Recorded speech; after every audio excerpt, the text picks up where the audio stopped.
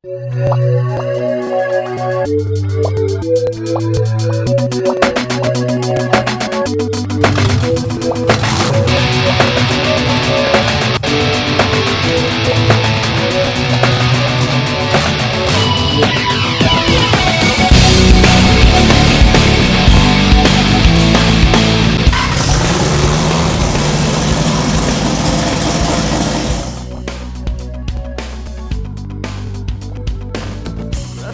decorations under a sky of dust, a constant wave of tension on top of broken trust. The lessons that you taught me, I learned were never true.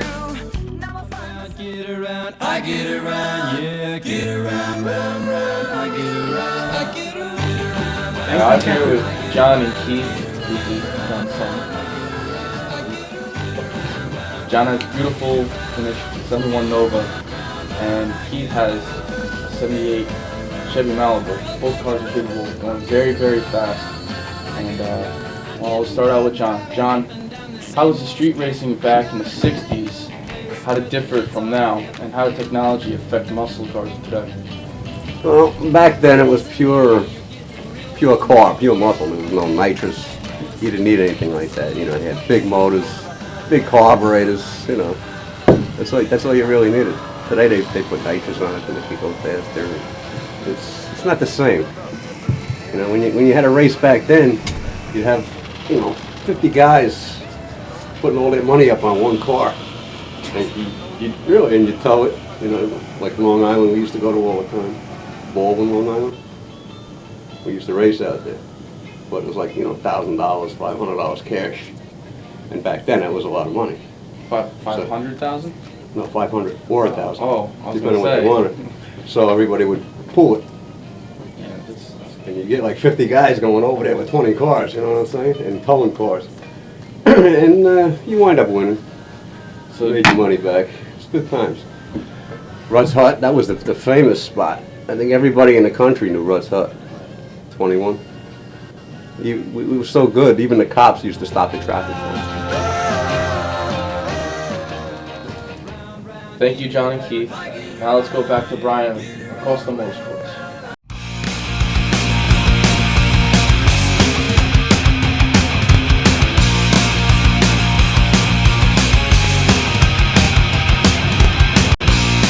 If tomorrow never shows. Brian, I'm here today at Constant Motorsports. We'll be doing my man Harold at a constantly mechanic here. We'll be going over cars, demonstrating the rotary motor, explaining it, how it works, some of the reasons versus piston versus rotary. We're going to look at some of the custom cars, their drag car, very infamous car. Also, we'll be going through the shop looking at other customers' cars. We have a rotary on hand here that he'll be showing me, demonstrating us. So let's get to it. This is Harold at Constant Motorsports. He's going to demonstrate the three-rotor Mazda. This is the 2.0 here, right? That's correct. This engine is basically 1.9 liters. They always round it out to the nearest 10, so they put 2 liters on it. It's the biggest displacement engine that the Rotary has. They come stock with twin turbos from Japan. They make at least around like about 280 to 300 horsepower factory. But as you'll see later, when we tweak them out, they make thousands of horsepower from 2 liters, which it's a difference from your normal basic piston engine, when the normal way of doing it is to increase displacement to get more power. With us, we got to work with what we have, little displacements, so we have to make it efficient, so that's why we use turbo drive.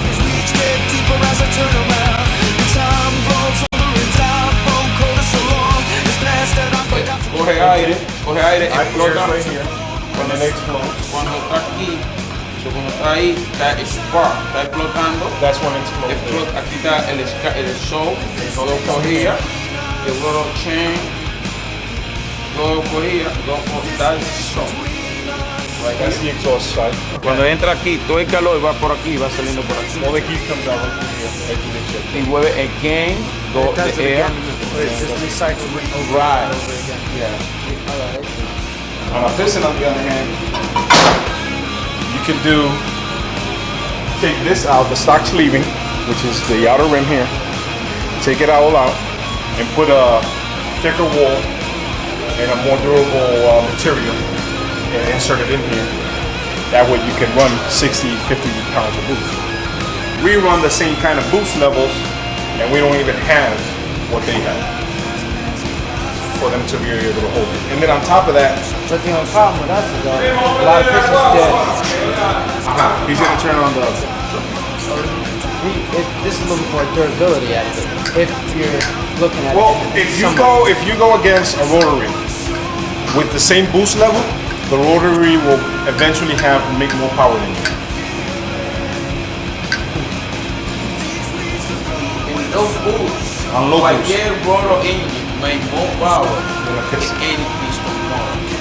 En, comparando el cubic inch. Comparing cubic inches and comparing boost levels, if you have two cars with the same cubic inches, let's say, one piston, or let's say a Supra, compare a Supra at the same boost level as a rotary, the rotary will always make more power at lower boost than the piston engine. The piston engine needs a lot more boost to run more power. For like I was explaining to you, they have to put sleeves to run the same PSI that we're running, and we don't Kind have of no stock sleeves. housing.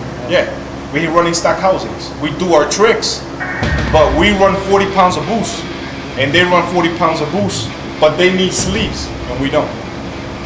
You know, and they need this rod a lot stronger. They come like this thick, this wide. You know, belly rods. You know, better pistons. Everything has to be forged or stronger to hold up to the power of like 50, 60 pounds of boost.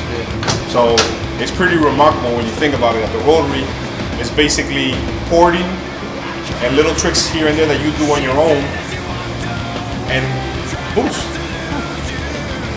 So you don't need a lot of ingredients that you need on a piston. Is the piston more reliable on a regular basis? Yes, it is, because of the fact that I told you that. On a racetrack, the NHRA puts us to run against a 3-liter engine so you got to push yours. and a more. 3.5-liter engines. So you have the Nissan 350Z. I'm giving you the top level big engines that they have in our classes. 350Z, 3.5 liters. Toyota Supra, 3 liters, and then the Rotary, 1.3 liter. When you go against that, and you see what they have to do, we have to push our levels even more just to run what in other words, what they have in their engine, they can run on more boost. We have nothing to take care of our internals, and we have to run the same kind of boost to run the same kind of numbers that they're running to be competitive. So that's why you hear the common thing about, oh, another rotary blew up or whatever, because the fact that we've got to push it to the stratosphere to maintain, you know, to be competitive. But if they level the playing field and have them at a set boost level, both cars, one that will be favorable for the rotary not to expire so quickly, and one for them to gain power, then it will be a different story. Cool. This is the 3-rotor RX-8, the first one in the world, period, and the only. This car made at the dyno 950 horsepower, has the rear wheels. It has a 2.0 liter engine, 3-rotor from Japan. Everything you see on here was custom made. The air intake, the turbo, the downpipe, the motor mounts, everything that you see on there had to be modified so the motor can fit inside the car.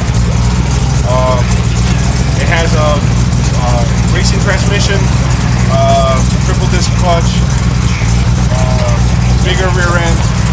Basically, the car's ready for a road racing, drag racing. This is our pro truck. As you can see, you follow me, I'll show you that. Doors are all fiberglass. It's not your standard car. It has carbon fiber inserts all over to make it lighter so we can go down the track faster. This is our gauge in there. Basically, you have one pod and it just shows you all the elements. We have a sensor for everything that we want to check on the car. Back pressure in the turbo, oil pressure, fuel pressure. We can check everything just from that single pop. It's a race pack data logger. So every time after a run, we get we put it into our computer and we get a full download of everything that's gone on in the car. He's charging the mechanical pump. That mechanical pump is right here. It's drive. So it's charging it up. And now he's gonna go for a startup.